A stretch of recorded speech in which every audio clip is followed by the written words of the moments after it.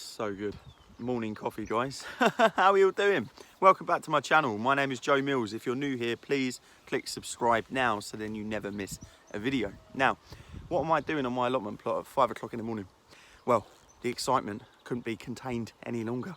I'm here to harvest half of my potato bed. Now, I might be slightly early because they could do with a few more weeks to actually fully mature.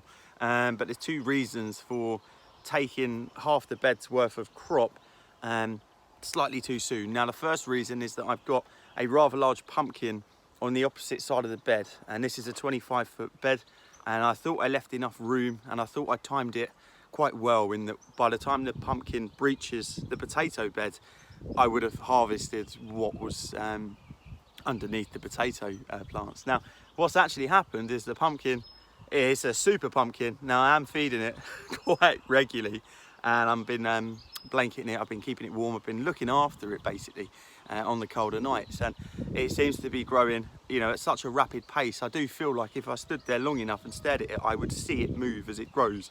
Like I say, it's growing at a rapid pace. So what's happened is the pumpkin's actually breached the potato bed, and it's started to try and, you know, latch onto the plants with its tendrils. As they do, you know, they're looking for that little bit of support, and it started to bring the potato plants over, and it's just swamping the bed. So I need to basically get in and give the pumpkin a little bit more room before it completely takes over. If it does that, it means I won't be able to get in there and dig up my potatoes, because it's just going to be full of vines and pumpkin leaves, which many of you know, some of you might not know, are huge. So you ain't going to necessarily move enough of them out of the way to get to your harvest. So that's the first reason. Now, the second reason for taking these potatoes slightly too soon is because I don't have any at home. And there's nothing wrong with taking a crop or even harvesting something slightly too soon, providing it's big enough to do something with. You know, I wouldn't go harvesting potatoes that were the size of peas, for example, because there's not a lot you can do with them. Whereas what I did find when I had a little dig 2 days ago is that they were quite, you know, edible, you know, in the size that they were. Now, I'm not looking for giants, I'm just looking for food, basically. There's nothing more rewarding than today, where you can come down and you can harvest, you know, what you've grown yourself. It just tastes so much better, and the reward that it gives you is just, it just puts a smile on my face, guys. It really does. So yeah, we're going to give the pumpkin a lot more room, and we're going to basically be taking some food home today with any luck. I mean, if the rest of the plants produce what the one did that I dug up, then we're in for a decent yield. So and yeah, I will leave 50% of the bed to grow on, and hopefully by that point, once they've finished growing and I've harvested, the pumpkin will hopefully only just be creeping onto that part of the bed. Now, yeah, I mean, guys, it's all theory, you know, we'll see. But yeah, before they get absolutely swamped, that's what we're going to be doing today. It is still extremely early in the morning. It's not overly bright. It looks a lot brighter on the camera than I can actually see. So yeah, give me half an hour. I'll warm up, I'll have my cup of coffee, and then we'll just get straight into digging. Oh, it's all exciting stuff, guys.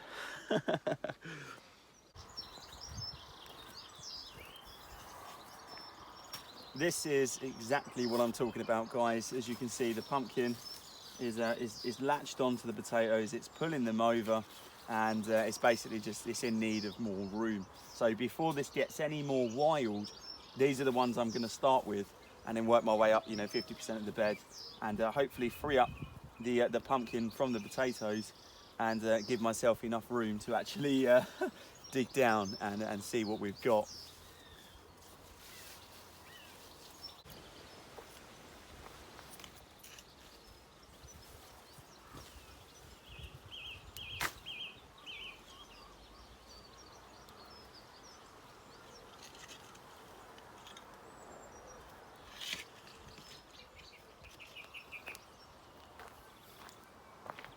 Like I said, guys, not going to be the biggest potatoes in the world, but we are taking them before they're actually ready. So yeah, hopefully we'll get some good eating potatoes by the end of it.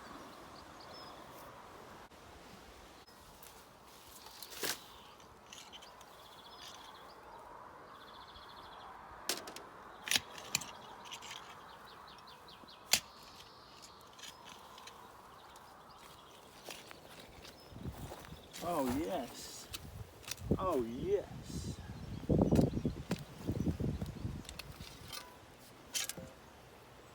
Oh guys, they're not all tiddlers. That's for sure. That's a good eater. This one is a good eater. Look at that. That's a decent handful there. Oh, this is looking promising. When you start to get, you know, typical size potato like that, and then these come up, it just wants to make you keep digging.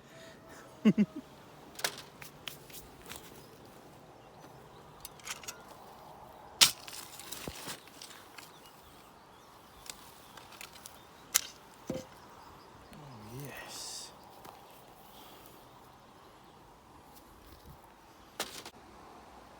This is quite interesting, guys. I've just dug up the row of potatoes that was closest to the pumpkin, and I started to find roots for the actual pumpkin plant. And I thought, well, that's quite a way away from where I actually put the plant, which is a good 6 feet in that direction. And what's happened is, which I'm quite, you know, thrilled about, is if I just show you down here, the pumpkin, just here, the pumpkin has actually taken root again, which they do, and they do it very well. The actual root, I don't want to disturb it too much. It's just this white thing between these two stems here. This was just a rotten pumpkin, but it's taken root. Now, it's probably done that several times throughout this entire bed, and what that means is we're going to get a stronger plant. It's going to have basically more root system than ordinarily if you was to have this, you know, in a bed and it was trailing over concrete or slabs. You know, if you can grow them over open ground, they will sell fruit. So this is what I've had to move so far. As you can see, it goes the whole way, you know, past the lettuce bed, which is the next job because they've all bolted. But yeah, so far 2 rows of potatoes have been dug up. I think it was 10 seed potatoes, and this is what I've got so far. So not all doom and gloom, guys. There's some decent, you know, really decent edible sized potatoes. One more line to do. I'll put you back on the tripod. I just wanted to share that because it's quite fascinating for anyone that didn't know that pumpkins did that. So yeah, I've got one more, well, half of one more row to come, and then we'll be to our full 2 rows.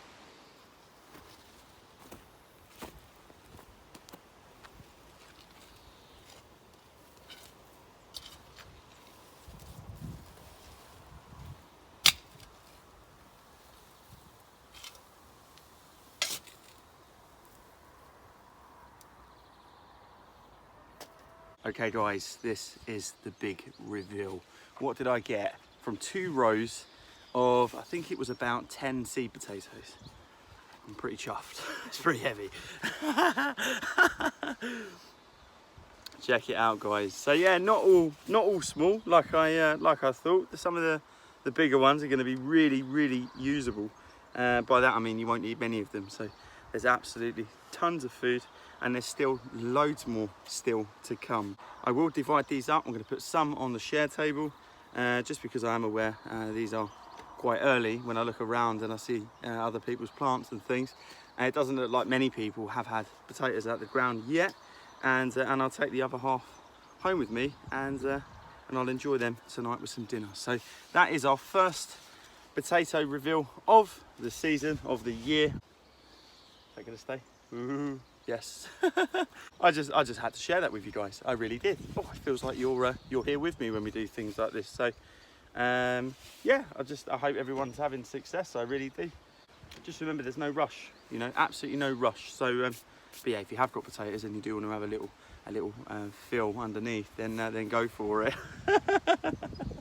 So yeah, just remember, if this is your first year growing potatoes, when you harvest a spud, and it's, you know, covered in dirt, soil, compost, try and avoid washing it because it's full of enzymes. And what you'll do if you wash them is you'll wash those away basically, and they won't store. They basically start to rot sooner than they would if you leave the dirt on. So yeah, instead store them somewhere dry, somewhere cool, somewhere dark ideally. Cardboard boxes lined with newspaper, and either wash them, you know, when you want to use them, or, you know, as they dry you can just kind of dust them off. But initially try and avoid washing them, you know. and they'll last a lot longer. Thumbnail. I must say, guys, although they're a little bit ugly, I've got very, very stony ground where I actually grew these. So yeah, I don't mind, you know, ugly veg or misshapen veg at all. But yeah, no bug damage in any of them. You know, so far. I mean, I've looked through quite a few of the bigger ones, and there's no damage at all. There's no worms, there's no slugs, there's no sort of bugs. So yeah, hopefully they're going to make really good eating. Guys, as always, thank you very much for watching. If you're not subscribed, please subscribe, and yeah, look out for many more videos, because there's lots more planned for not just this allotment, but also my 2 other London-based allotments. So I will see you in the next video, guys.